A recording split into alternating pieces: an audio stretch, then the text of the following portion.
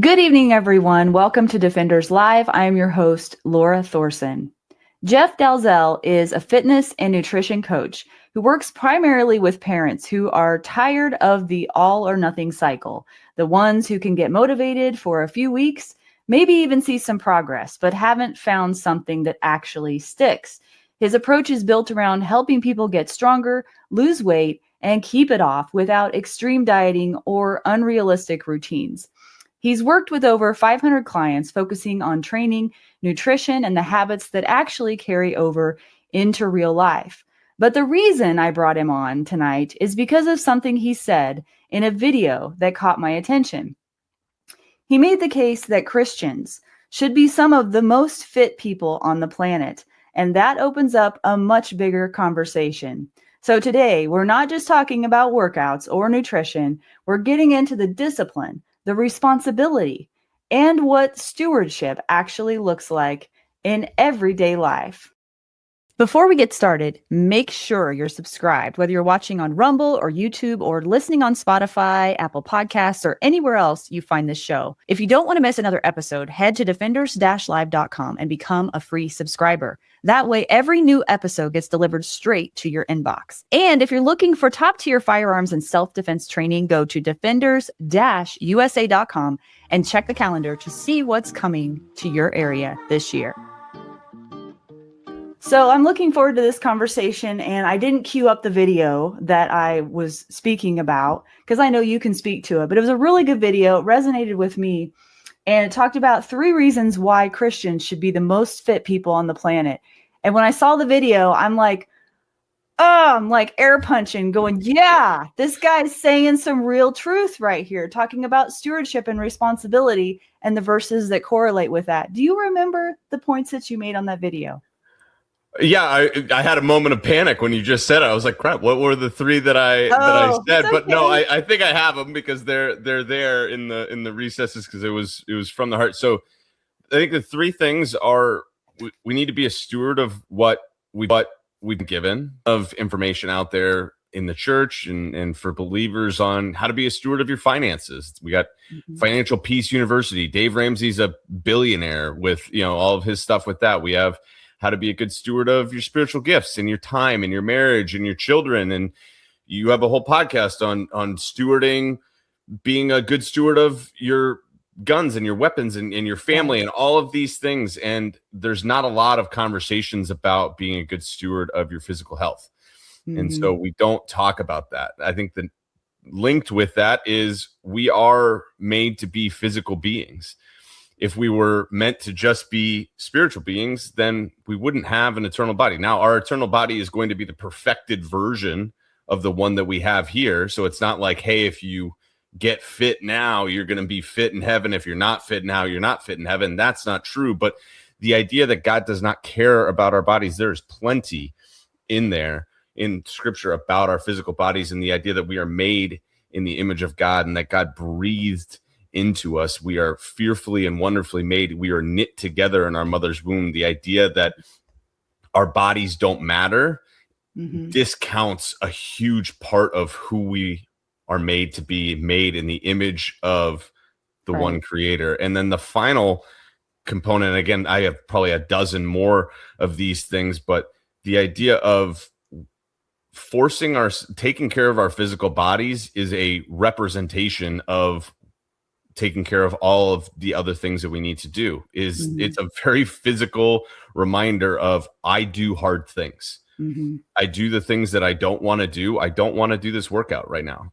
Like there's not a lot of times where you're like, I can't wait to go like do hard, heavy, like lift heavy things. And yet at the same time, I don't think anybody's done a workout that they regretted after the fact. Right. I've said that before.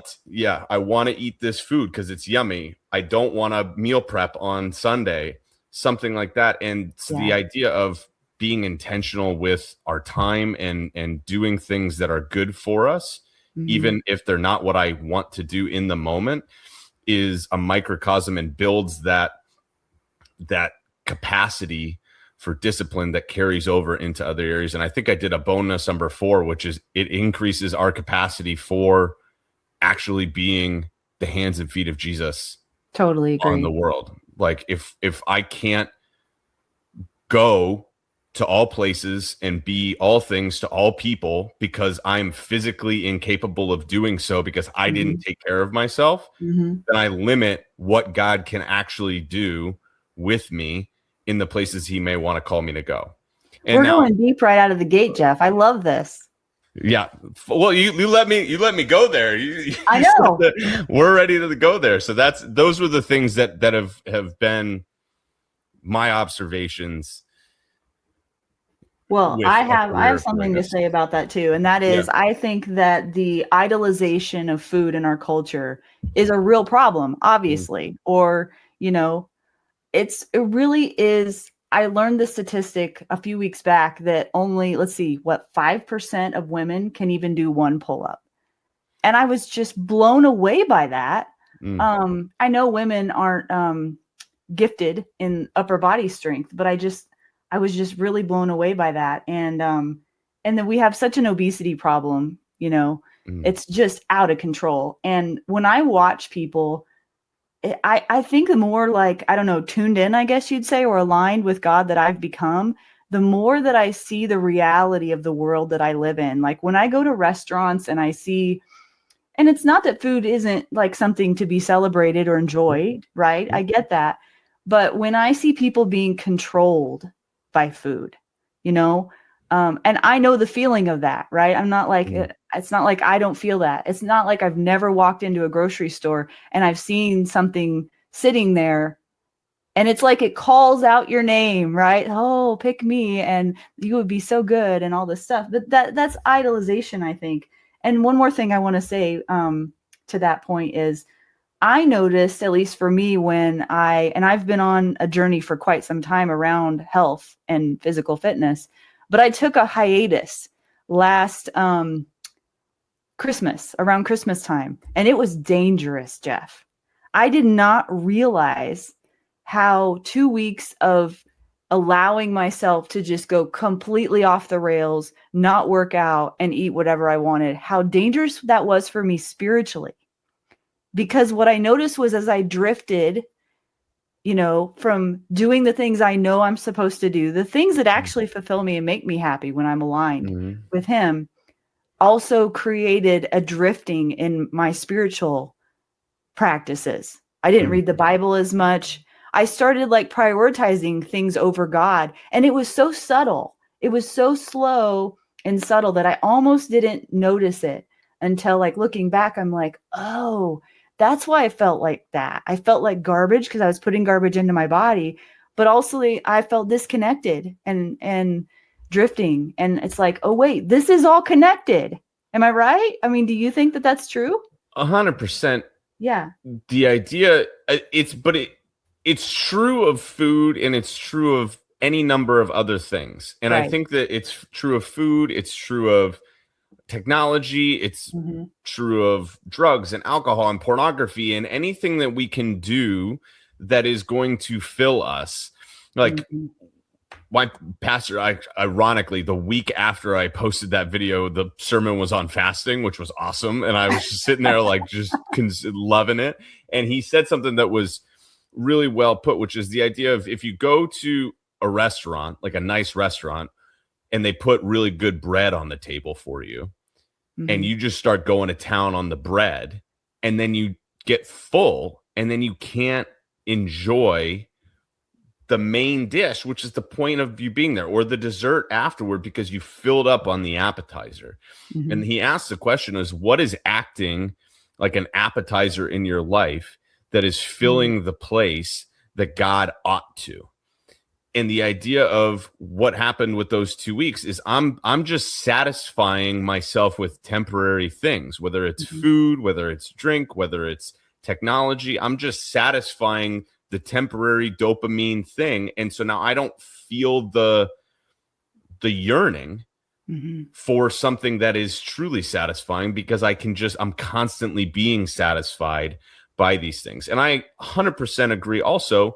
Food is cultural. Food is delicious. Food is not just fuel. We're not just robots. My logo is half a pizza and half a weight plate. Like I love pizza with my kids. I love a margarita on a date night with my wife. Cheesecake, like those things are great and meant to be celebrated.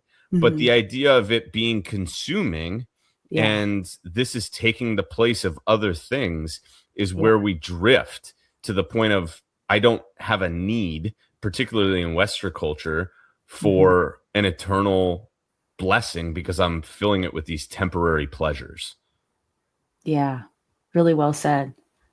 I got to ask you because I don't know you. I just cold reached out to you. I saw the video. I was brave, Jeff. I'm brave. I loved it. Yeah, you're for the podcast. I have no fear. I will ask anybody if I really think they would be a good person to be on the show. I'll just go. Year one, I wouldn't have done that. But what I love about you is that I know very little about you, but I want to learn the backstory a little bit because I think you were a teacher before you started this business and you've got littles at home. Yep. So tell me the story behind all of this. I was a high school math teacher for 5 years. I went to school for it. That's how I met my wife. She was an English teacher. So we were in an education class in college together. I was a high school football coach and math teacher. And I loved teaching. And I loved coaching. I loved coaching football. But in New Hampshire, where I live, this isn't Texas, where I can make a living coaching high school football. Like I got a stipend of a couple $1,000s for a 5-month season and working all kinds of hours. So I did it for the love of the game. Yeah. But teaching math, I loved my students, but they would walk in on the first day of school and be like, I hate math. I'm going to hate this class. I'm not good at it. And I'd say, it's nice to meet you too. Mr. Dalzell, like first thing that they said. So it was a little bit like pulling teeth to try to, no matter what I did, to try to get them interested in it. And at the same time, I went on my own fitness journey around when my wife and I were getting married. And I did what I always had done, which was I'm going to get in great shape for the wedding. And then fully expecting 6 months later to be right back where I was. Because I would do this thing where I would do P90X or Insanity, or I'd Google how to look like Chris Evans and just do whatever the workout came up on Men's Health and eat whatever he ate for 3 weeks and kale and boiled chicken and hate myself. And I could never stick with it for longer than a period of time. And so I started trying to get in shape for the wedding, and I was like, the idea in my head that I knew I was going to be right back here 3 months after the wedding didn't sit with me. Because I knew that it was going to happen, and I was stepping into being married. And I was like, how can I ask somebody to marry me? How can I be somebody's husband? How can I take care of my wife if I can't take care of myself? Like I'm admitting an inevitable failure before I even begin.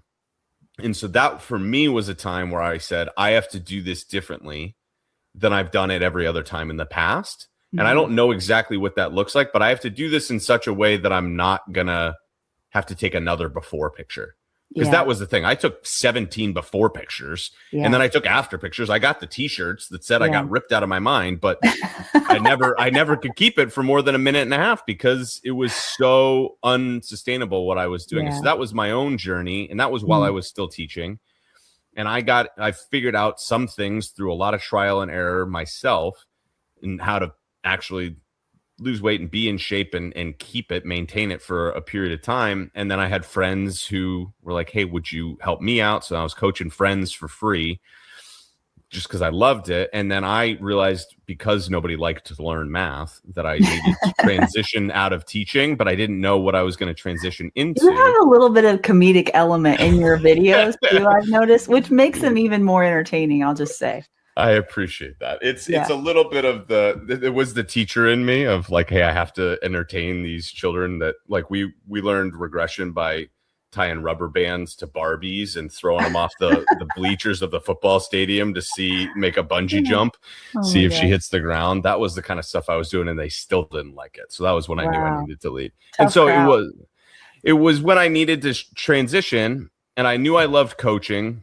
But I was at that point, I was in my mid to late 20s and married, and we were thinking about starting a family. So I couldn't then at that point start into like the college coaching career where you make $7,000 and work 90 hours a week and travel all the time.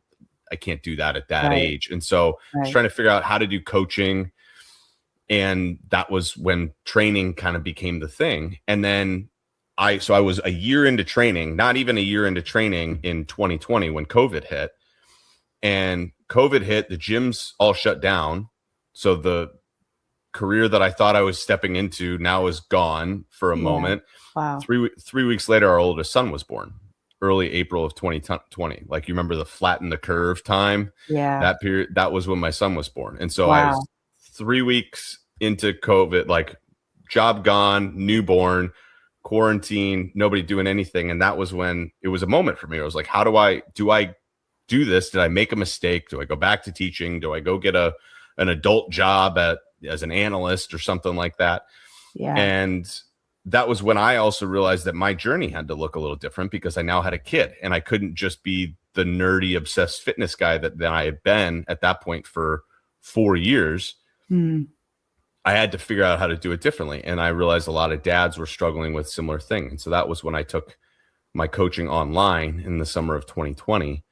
And that's kind of how it's grown. And then we had twins 18 months later in November of 2021. That was a surprise. It was the bonus surprise of twins, but it was a surprise. I mean, I know how it happens, but it wasn't like we were planning. I'm glad you figured out how it happened. Yeah, but it was, so we had 3 kids under 2.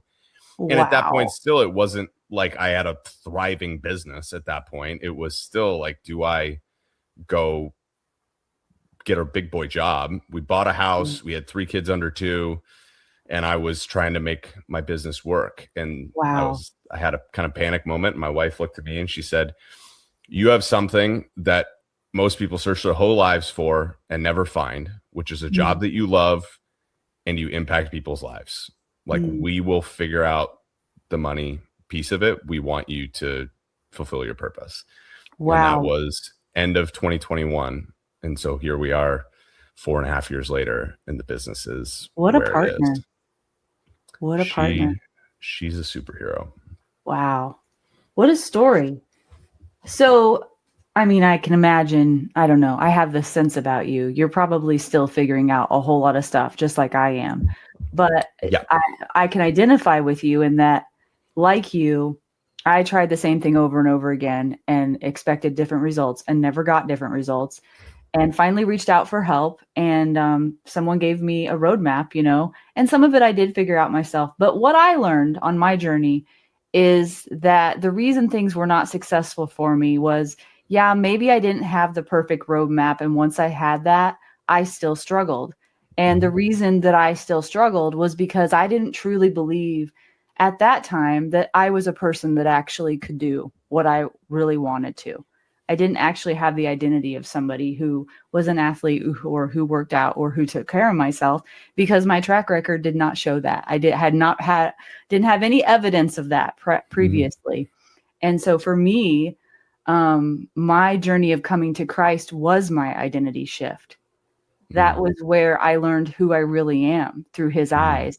And that is where my value comes from now, rather than from external sources or other people who I used to look to for that. And that was a huge change for me. And that literally transformed my life. And so it wasn't an overnight thing. It was a slow process. It was messy and hard and difficult. And I cried and I had joy. And I'm sure you went through a lot of those kind of same, emotions and fears. I can't even imagine having 3 kids under 2 and going through COVID. That's scary to even think about.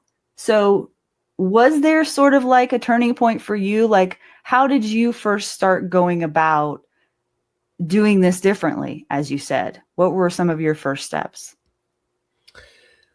Yeah, there was a turning point. And I think it comes down to what you said of I failed because I expected to fail every other time. And why would I expect anything different? Because it's all I had ever experienced.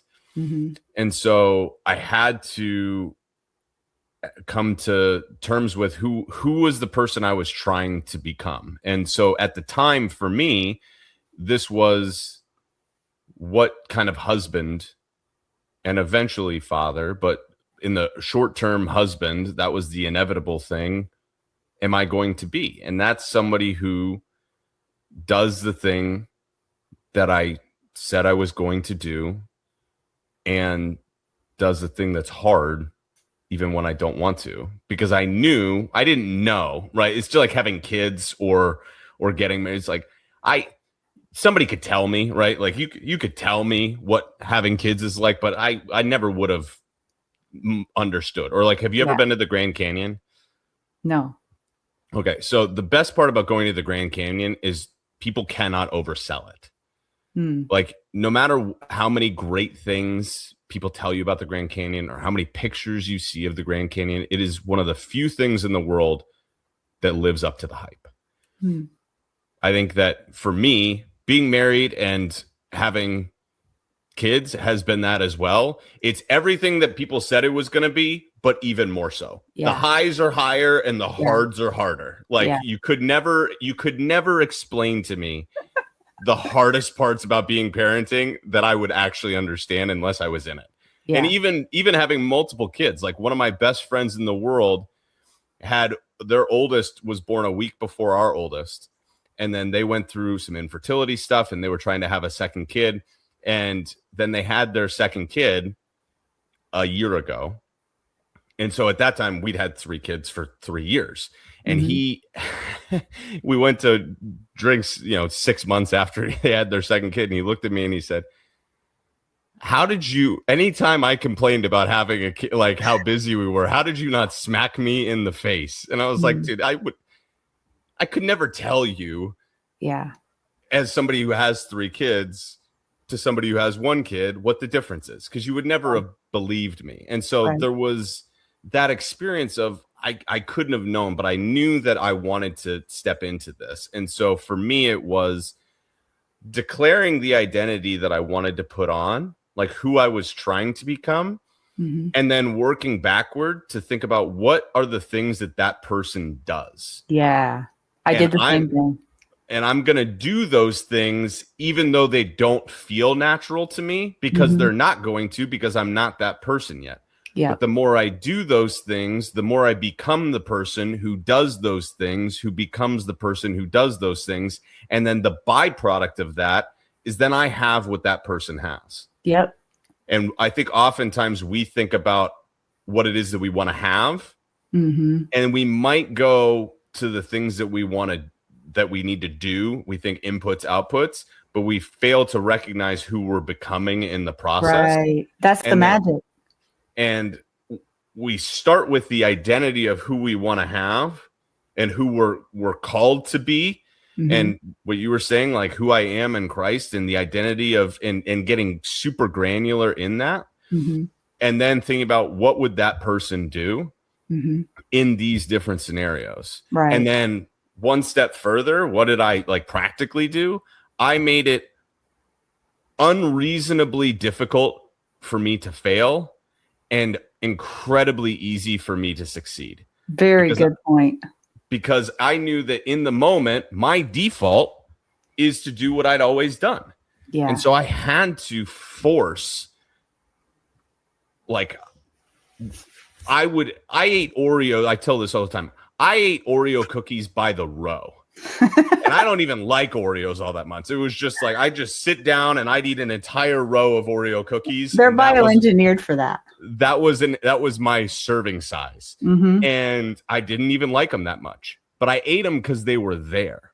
And so the idea, though, that I was going to get in my car and drive 15 minutes to the grocery store, buy Oreos, bring them back and eat them at 9:30 at night is silly. Like I would never do that because I don't like them that much. And so that's a simple example of making it's really difficult for me to fail in doing this thing that I know that I do. And so what would that person do? It's not like, if you ever watch Dodgeball with from the early 2000s with Vince Vaughn, White Goodman he's hooked up to the electric shock thing with the pizza in front of him. Like, you want to eat it, don't you? And then he'd shock himself.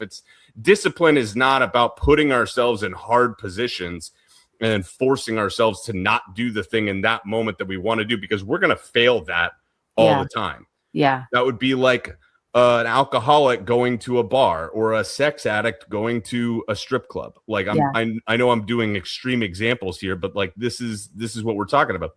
The idea that I'm going to just have the food there and will myself not to eat it is silly. That's that's ignoring the realities of our nature as humans, which is we want what we want when we want it. Yeah. That I think being a parent, we see this all the time. I've coached over 500 people. Like you mentioned, I coach coaches as well now on their businesses. I like mentor coaches that do online coaching. I've coached over 150 coaches on their business. And they're like, I don't know why my clients won't go work out. I'm like, I don't know why you won't talk to anybody about your business. And they're like, what do you mean? I'm like, it's the same thing. You're just struggling with business. They're struggling with their fitness. My kid is struggling with brushing his teeth. Yeah. We want what we want when we want it. And that's human nature. That's a result of the fall. And so the idea that we're going to just will ourselves to be successful ignores the realities of our fallen nature. And I think that's what people really try to do, is just try to work against the nature of who we are as humans. And that's why it's so unsuccessful. So you talk about setting yourself up for success. For me, that looked like, I think for a lot of people, they think they need to add more things. I need to do this, and I need to do that, and I need to do this, and that's going to make me whatever, jacked, happy, more fulfilled. For me, what I found was I had to strip away all the garbage. I had to figure out what top 3 things do I really, really care about, and strip away everything that was distracting me from that, or that was a people-pleasing tendency that I was doing, and this is going even deeper into your motivations of why you do things. But you got to look at this stuff. Why are you doing the things you're doing? Look at your calendar on a daily basis. Where are you spending your time? And then ask the question, why am I spending the time doing this XYZ thing that I hate just because I don't want to let somebody down, because I don't want to be perceived as whatever? I had to go through all of that, and I had to strip away all of that. And then I had to, like you were talking about, create systems in my life that set me up for success. I have, a list of things that I buy basically on repeat at the grocery store, because I'm the type of person that I don't really need to eat something totally different. It's not a huge experience for me to have a meal. I know for some people that it is, everyone's different, but for me, I can eat meals on repeat and I'm totally happy with that. If I'm full and I'm feeling like I'm nourishing my body, I'm happy. And so I repeat a lot of things, and that's a system that sets me up for success because it's simple. It's not overcomplicating things. I'm not having to make all these decisions and choices. And then the last thing I'll say, at least for me, this is just my experience, is I have all of my programming done in advance. When I show up, I don't have to think about what I'm going to do. Sure. It's already set up for me. And that helps me a ton, because it's hard enough for me just to show up sometimes. That is the part that I'm the daily responsibility of putting my shoes on and actually getting there and showing up can be the hardest part of it. So then when you add all those other things on top of it, of making decisions, having the option of negotiating with yourself, right, and making excuses or justifications, then that just muddies the waters and makes things even more complicated. And then here's the other thing. I wrote down notes while you were talking, because there were so many things in there. Is that, Jeff, most people know what they're supposed to be doing. They talk about how they don't know what they're supposed to be doing. And yes, there's a lot of information out there that can make people overwhelmed, but I really don't think that's the root issue. Do you, from your experience? I think that you combine the last two things that you said, which is we do get decision fatigue and analysis paralysis of what's the right thing for me to do. But again, if I said I'd give you $1 million tomorrow if you lost 10 pounds, or I'll go one step further. I said, you have to lose 10 pounds in the next 3 months or you die. Mm-hmm. You would do all of the things that you know that you need to do. You would do all of them. And so it's not anybody who's trying to complicate it with it's cortisol or it's your hormones or all of these things are part of the equation, but they don't change the actual equation, which is you got to move your body and you got to be mindful of what you're eating. Yeah. But most people don't need to be like, what are my macros? What are my calories that I need to eat? Because most people aren't actually eating the things that they say that they're eating. Right. When clients come to me, they're like, what are my macros? And I'm like, dude, I don't even know what you're eating right now. So like, we're going to start there and you're going to actually just be aware of what it is that you're eating before I try to tell you what to do. We're going to work forward from the problem instead of backward from the solution in the idea of the, like, this is what it's ought to look like. And so, yeah, I do think that the biggest problem for most people is not the what, it's the how. It's the why am I not doing the things that I want to do? And it might be, hey, I'm eating a lot of the same things every day, but where am I going off the rails from it? It's the 3 p.m. mid-afternoon crash, need a snack. It's the late night evening snacking. It's when I'm stressed and I stay up super late because I'm stressed and I'm scrolling on my phone, or the kids are, something's going on with that. And then all of a sudden I sleep through my alarm for my workout and I lose a little bit of momentum. I go on a vacation and I allow myself to have a little bit of grace, but I'm willing to bet that after you did those 2 weeks off for Christmas, that first workout back was hard, not just physically hard, but it was hard to get yourself up to go do it because motivation is a momentum game. And so when momentum goes in both directions, we're either supporting decisions that we want to make or we're detracting from decisions that we want to make. And we're either creating more of that identity or less of that identity. If you've been listening to Defenders Live and something in you knows it's time to go deeper, not just in your training, but in your life, become a paid subscriber of Defenders Live. Each month we meet for a live group call, having real conversations about physical growth, emotional discipline, and spiritual strength. You'll be part of a growing community of people just like you, committed to becoming true defenders of life and of their families. This isn't about being perfect. It's about showing up, doing the work, and not doing it alone. So go to defenders-live.com and become a paid subscriber and take your next step toward becoming the kind of defender this world desperately needs. Oftentimes when people are like, hey, I'm not doing the things that I want to do, I'll give a for instance, because most of my clients don't actually ever get to the point where we need to track their calories, like counting their calories on MyFitnessPal or something like that. Some people do because they're very type A and they like the information. And some people do for a short period of time just to bring some awareness. But a lot of people, I have one client who she's been losing weight like clockwork every single month.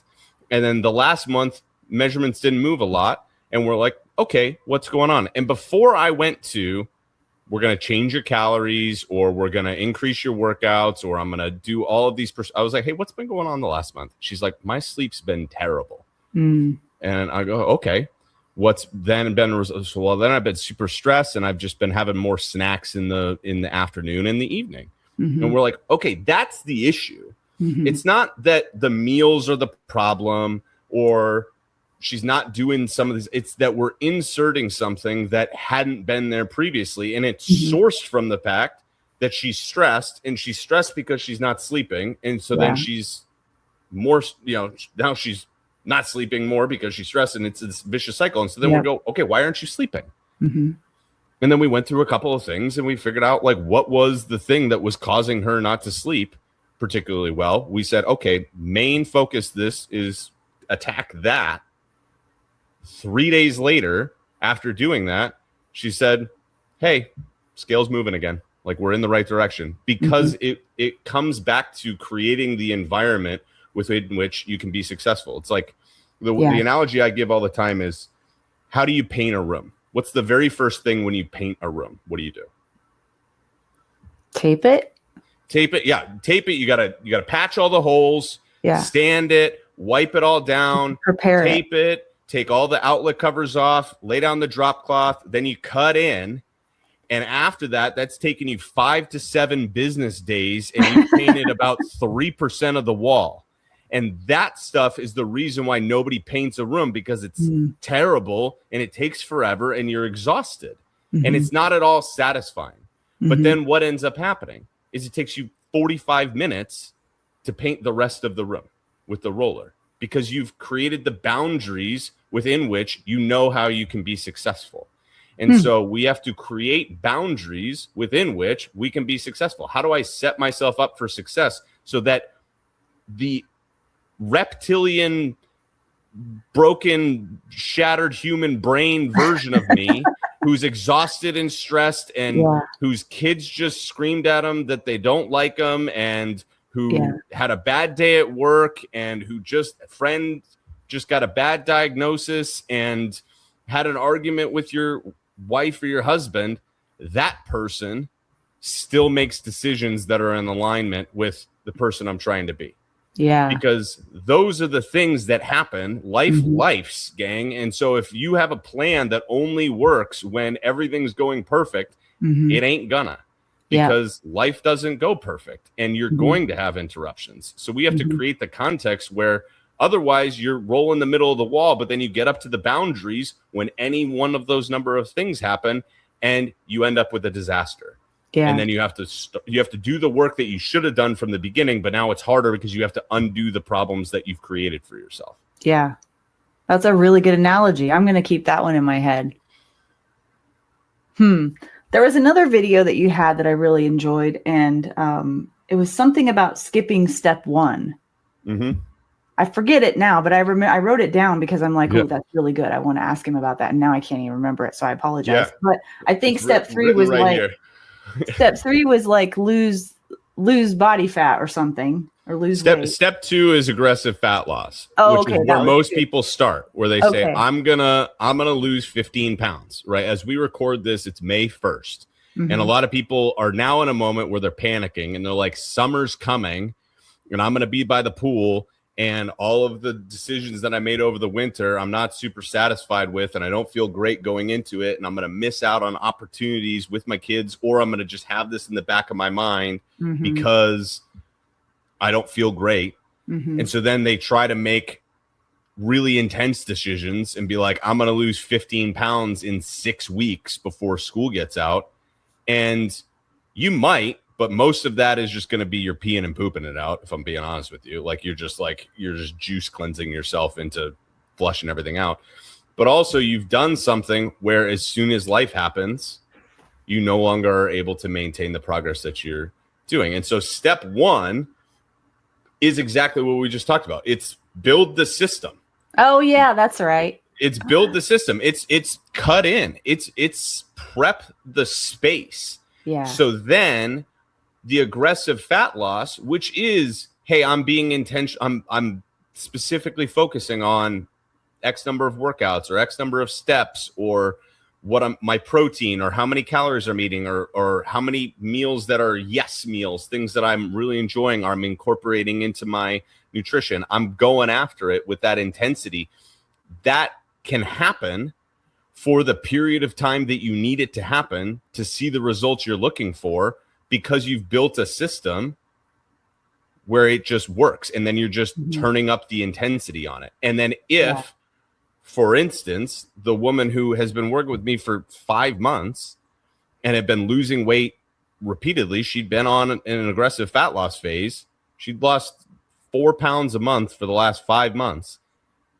But then she had a month where she didn't. It wasn't, okay, I need to turn up the intensity. We just went back to step 1 and figured out what broke in the system. Because it wasn't, I needed to reduce her calories. It's that she introduced something from the system that was broken. And so we go back there. Then we don't even think about steps 3 and step 4, which is oftentimes we think about, I want to lose the weight. And notice I said aggressive. What? Yeah, but then what? Like, how do I maintain the weight loss? And again, I usually say we want to lose fat and not just weight, because if you lose weight, then you just become a smaller version of yourself. And then I hate this phrase, but it's articulate, which is skinny fat. And I hate that phrase, but it is an accurate depiction of what it is. And most people want to be lean and strong and toned and all of that. So then we get into what got me here doesn't necessarily get me there. And this is biblical in its principle, which is like when you were infants, you had milk, but now you're grown adults. Like, have solid food. Like, the things that got me here, if I need to lose 50 pounds or 30 pounds, the stuff that the losing from going from 50 pounds overweight to 15 pounds overweight is a totally different game than going from 15 pounds overweight to where you want to be. It's a totally different game. And so we have to shift what it is we're doing, body recomposition at that point, to make sure we're building muscle and maintaining our strength. And then the final thing is a return to maintenance, which is now in this new version of it, how do I weather the ups and downs of life and actually maintain the results that I've had so that I don't have to go back to step one again at some other point. Yeah. And was that a hard thing for you? Because you kind of mentioned how you took 17 before photos. So was the maintenance part where you really struggled? I did what I tell people not to do. Like, most of what I've learned, I learned on myself, and then I've learned through coaching 500 people. Yeah. And so when I first started with other people, I was like, all right, I want to get people results so fast. Like, I want to be the one who's like, hey, lose 12 pounds in 6 weeks, because then people are going to be totally bought in on my system, and they're going to want to stay with me because I'm getting them crazy results. And so I was doing stuff where I was like, eat only foods that have one ingredient in them for, do a cleanse for a week. That was how I started with my coaching. And then I realized that's not how I did it to have it stick. Even though, yes, it gives you like that palatable, hey, I want some quick results, but I just inserted right in step 2 and didn't think about steps 3 and 4. And so for me, I had to go through this process and for all of my clients. And step 1 takes different lengths of time for different people. Yeah. The woman, Sarah, who I keep talking about, she was already doing a lot of things. So we made a few changes to step 1, and she was able to jump right to step 2. I have another client whose name is Paul, who's been doing great and been losing weight along the way, but we've been leaning more into his systems for the last 4.5, 5 months. And we just now, 4 to 5 months in, have entered step 2 with aggressive fat loss, where I'm setting him specific targets because he was losing weight even without it. And so then we got to the point where he was ready for me to set a target for him. But the idea that somebody who doesn't have any idea what it is that they're eating, has never tracked anything, and I'm just going to set you a calorie target. Right. And I say, hey, you're going to eat 1,900 calories, and you've been eating 3,600. Yeah. And I say you're going to eat 180 grams of protein, and you've been eating 42. Yeah. You're like, how do I make up that gap? Right. And then you start doing the things that I did, which is eating boiled chicken and kale, because you think that's the only way I could possibly get there, and you hate it because kale tastes like the ground. I don't care how good it is. Yeah. It's gross. And so you can't stick with it. And so, I struggled with that step 1 first, then step 2 I was used to, but that became easier. And then it was, what does step 3 and step 4 look like, where you actually have what oftentimes people miss is what gets you started isn't what keeps you going. Yeah. And you aren't necessarily sure what's going to keep you going until you get into it. So take whatever motivation it is, because I think oftentimes too, at a certain age, people will tell me it feels vain to have aesthetic goals for my fitness. It feels vain to be like, I want to lose weight, or I want to feel good in my clothes, or feel confident at the beach, and all of these kinds of things. And I'm like, listen, there are a lot of other things that I know you want. And so then they'll tell me like, I want to be fit for my kids. And I know that that's true, but I also know that for them in this moment isn't the true reason why they want to. And so I'm like, you have to stop lying to yourself about what it is that's driving you. Like, you can take whatever gets you to the table and then recognize that it's a journey. Like, think about somebody's coming to know Jesus. Like, some people come to know Jesus when they're 5 years old because their parents brought them to church and they grew up in it. Some people find Jesus at the worst moments of their life. And you're like, oh my gosh, man, like addiction, or somebody died, or cheating, or all of these kinds of things. And you're like, man, I really wish that it didn't take that for me to get there. But it's like, whatever God's going to use to get you to the table is what he's going to use. Like, don't discount your current experience if it's brought you to the point where you're ready to make a change. Just steer into it and recognize that then the rest of your life is your sanctification. Yeah.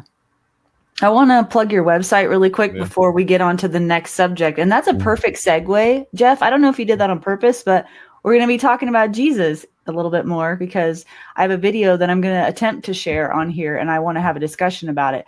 But first, I want people to know, those of you who are listening and not watching, you can check out what Jeff's doing and get more help or ask him questions, I'm sure. Go to his website, Jeff Dalzell, DALZELL, fitness.com. He also has the Fit Parent podcast, and he's on Instagram and Facebook as well.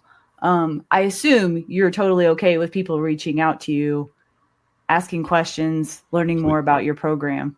Would love to. And if you come from this podcast too, if you want, I'll send you my ultimate guide to sustainable fat loss. You can if you just DM me the word Defenders on either Facebook or Instagram, I'll send it right over to you. So you know that I know that you came from here. It's 18 pages. It's got all the things that you would need. It's got 9 different podcast episodes linked to it with more information. It's everything that you would need to lose fat and keep it off forever. This has been really fun. And I was just sitting here thinking, okay, this was a total whim that I asked you to come on this show. I think God's working on me, Jeff, because I am getting better and better at discerning people. Do you know what I mean? Like being able to see them and not yet know them. And sometimes just have this feeling like, yeah, I need to talk to that person and not even really know why. And it just so happens that in the week that we were prepping to get together, I saw this video and I wanted to share it with you and get your thoughts on it. And it's of Theo Vaughn. I don't know if you guys that are watching have seen this or not, but Theo Vaughn has a podcast and he's a comedian and not really a guy that you would, on the surface call like spiritual or very serious or anything, but he's been on his own journey. And if you've been watching him and his podcast, he's had some interesting people on and he's very open-minded. I've noticed that about him. And he's very honest with how he speaks. And he is funny too, but he's just an interesting person. I don't ever think I've ever seen or met anyone quite like Theo Vaughn. But I'm going to try to share this on the screen and we can view this together. Some excerpts from a recent podcast that he did where he was just talking about his own experience. And what I love about it is that he's actually speaking about a lot of things that are mentioned in the Bible. And on part of these, I don't even think he realizes it yet. But it's just very interesting. So let me see if I can share my screen without making the whole thing blow up and see if we can get this to work.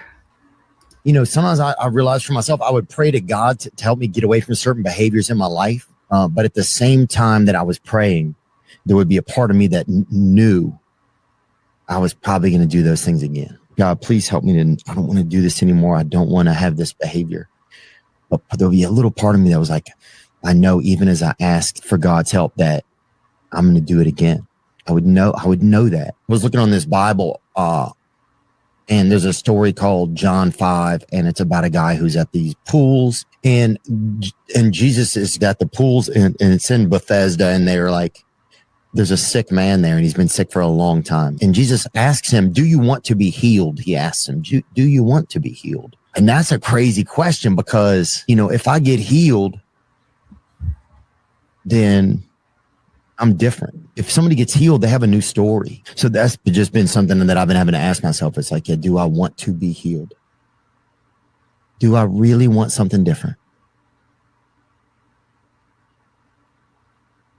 And sometimes a lot of the answer is no, I don't. I want something different, but I don't want to. I don't know if I'm scared of it. I don't know what I am. I don't know if I don't want to do what it takes to get. I can't even tell what it is. It's hard for me. Some of this stuff's a little bit hard for me to say. I don't even know why. But I think I want a new story. My story in my life, and I'm sorry to make this about me kind of, but I'm just trying to share, when I was growing up, my mom, something was wrong with her. I love my mother, but she didn't connect with me. She didn't look at me. She wouldn't hold me that much. And she wouldn't look me in the eyes. Right. And, And so as a kid, I felt like something was wrong with me. I felt like, oh, if the person that created me won't even look at me, then something must be so wrong with me. That's just like, I've watched that. That's like the third time I think I've watched that. But the first time I watched that, that really impacted me, Jeff. Mm. And the part that got me the most, and you can speak to what got you, but the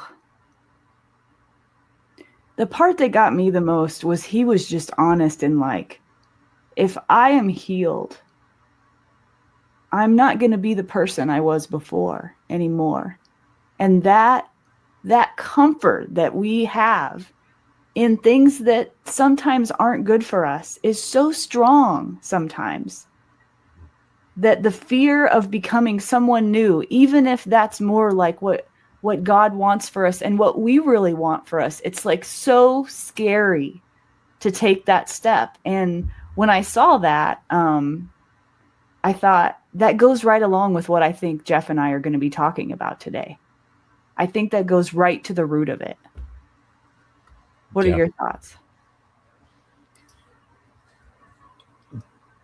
The idea of putting on a new self is putting off the old self, right? From Colossians, this idea that we are a new creation, mm-hmm. but it's also that we have died with Christ. There's grief. We have to literally kill the former version of ourselves, one day, one moment at a time, because that sin requires death. Like the wages of sin is death. Like it requires death, and so it was paid for us. But the idea that as a result of that, we can just then go on living the same way that we had been and then take advantage of the grace that's been given to us. We nail Jesus to the cross again. And I think that it is incredibly scary to do it because we are comfortable. And it goes back to the garden with the original sin of like, what was the desire? It was to be like God, all knowing. Because even that, I want to know. Mm-hmm. I think that, I don't know about anybody else, but like I struggle with the idea of eternity a lot. I'm like, I want to know what it's going to be like. Yeah. I want to know what it's going to be like. And I know that I'm not going to know, but this idea of desiring to know. Mm-hmm. And that's not what we're called into. That's not what the disciples were called into, right? Like when Jesus calls Peter and John and he's like, hey, come with me, I'll make you fishers of men. They didn't know what that meant. They're leaving everything that they know. And the idea in those passages are always called the cost of discipleship. Like in the Bible, when they title those little passages, it's always called the cost of discipleship. Great book called The Cost of Discipleship by Friedrich. I can pronounce his last name, but Bonhoeffer. It's this idea of there's always a cost, though, and I think that's what we miss. Yeah, is that we are not always. We're often focused when we stay the same when we're in Theo's situation, which we all do. Paul was, and we talked about it before we hopped on, and I love that you brought it up because it's the one that it was one of my early life verses was from Romans 7. For I do not understand the things I do. For what I want to do, I do not do, but what I hate, I do. Mm-hmm. This idea of my nature goes counter to what it is that my rational, like saved brain wants to do. And at the same time, I still do these things. And yet when we desire to step into who God has made us to be, the part of us that has to kill that version of us, that's a known cost. Yeah. Versus the cost of staying where we are still feels unknown. Yep. It's the opportunity cost. And so I have to recognize that the cost of staying where I am is more than the cost of leaving where I am, but I can't know that because I know without a shadow of a doubt the cost of leaving where I am is. Really crude analogy, not crude, but like clunky analogy with it is a financial one, which is if I'm going to invest in the future and I invest $500 into a retirement account, I could really use that $500.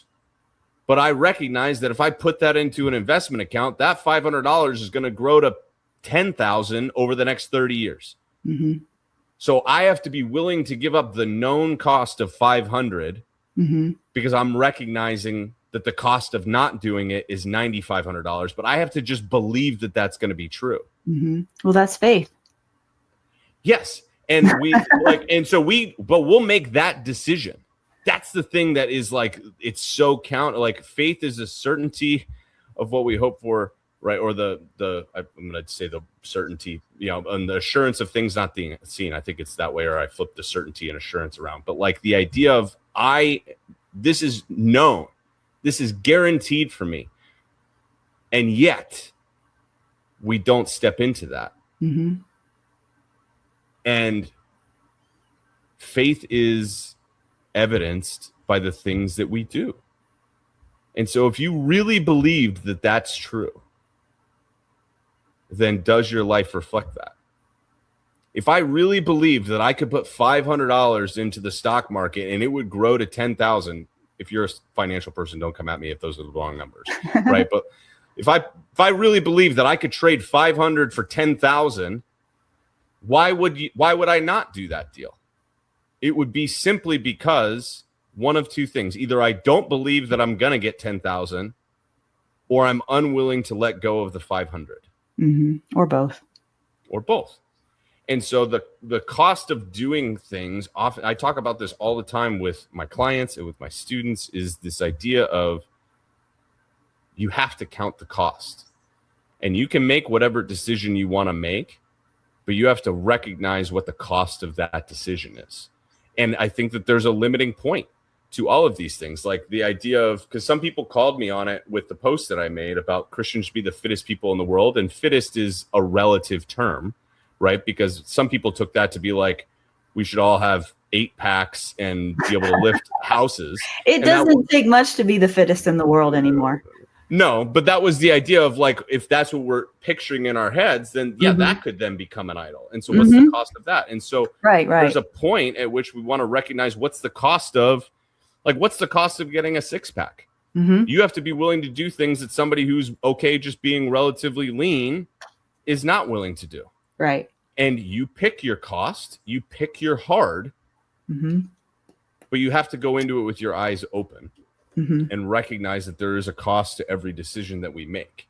Right. And if you think that there is no cost to the decision, then you're fooling yourself. And doing nothing is a decision. Oh, 100%. I don't think people realize that. Doing nothing is a decision. What other notes did I write about Theo's video? This was the part that broke my heart, where he said, if the person who created me can't even look me in the eyes with love. And I'm like, I used to feel the same way because I didn't look at my earthly family or my earthly father or parents or whatever and even consider my heavenly Father. Do you know what I mean? Like, and now I distinguish between the two, and knowing like my earthly father, let's say, did what he could do, but he's not perfect, right? I only have one Father who's perfect, and that's my heavenly Father. And so I'm thinking, I like want to say to Theo, don't you know who created you? You know? I think it's hard.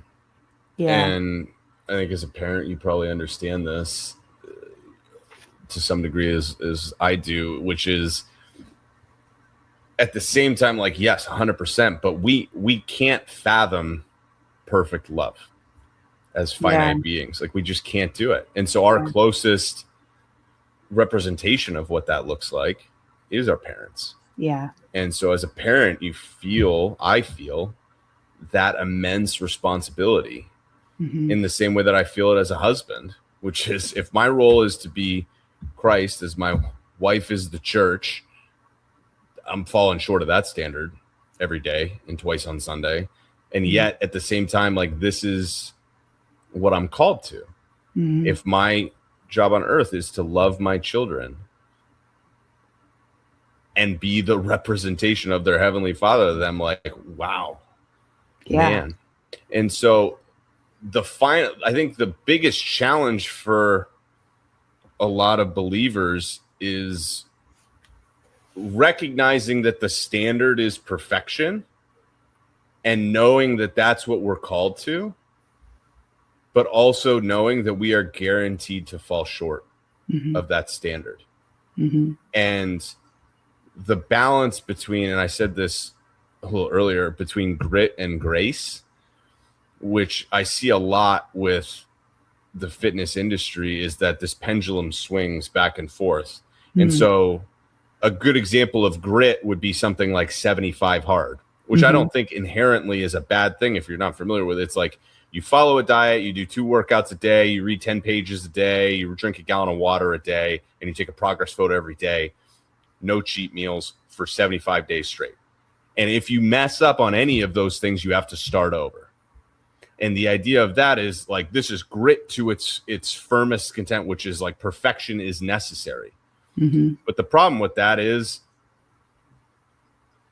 even doing that can feel sometimes unreasonable because life can happen over the course of 75 days, or we make a decision and then we feel like we failed and we discount all of the good that we've done. The flip side of that is when we lean too heavily on grace. And this is the body positivity movement, and we're all healthy and all of this. And the idea that, no, you can just, you get right back, next time, next rep. And one of my catchphrases is just keep swimming, which is just like, just keep, like, cause the game is to stay in the game. Just keep that is the game. Yeah. That is the game. And I think oftentimes people when we try to, why city all or nothing mindset is that we think it's black or white, and there's a whole bunch of gray in there. And it's uncomfortable for us to live in the gray and recognize that there is grace. And at the same time, we still need grit. Yeah. Wow. What a great conversation, Jeff. This has been even better than I anticipated. I'm just really, really grateful that you spent time with me. And I'm also very grateful that you were kind and understanding with all of the debacle we had when we were trying to get this scheduled. I was afraid you were going to think I was some scam artist from India or something. And I mean, you go back and forth a couple of times and you feel like somebody's a real person, but I've been online long enough to be able to kind of get a sense for when people are off, and I was grateful that you reached out, and I thoroughly enjoyed this conversation myself. Yeah, it was fun. You guys need to go to jeffdalzellfitness.com, DALZELL. And then you have the Fit Father podcast? The Fit Parent podcast. Okay. So if you're not too tired of listening to me talk, this is kind of the kind of stuff that I dig into. And we talked about this, Laura and I talked about this before we hit record, which is there's only so many times, and we even touched on it here, there's only so many times I could tell you to eat a vegetable and go for a walk. Like, that's on there 100%. I'll tell you to eat a vegetable and to go for a walk and do all that. But out of 130 plus episodes, the vast majority of them are actually, how do you set yourself up to do the things that you know you need to do? Succeed. Yeah. In a crazy, crazy world that we live in. And that's what I love the most about what you do is like, it's not 75 hard. It is just real life. How do we get through this? We're all a mess. We're all trying. We're all doing our best. And we need help and support from each other sometimes. I mean, I know one of the biggest part of the systems that I set up was an accountability system, was a group call system, were people that I could reach out to who will tell me the truth in love. That's been a huge part of my growth. And so I can't say that I've just done all this through my own grit. There's been a whole lot of grace from the Lord himself and from lots of friends around me. So I'm really, really glad that you spent time with me. And I think that whoever's watching this and has made it to this part of the episode, I imagine has received a whole lot of wisdom as well. So thank you for your time, Jeff. Of course. Appreciate it.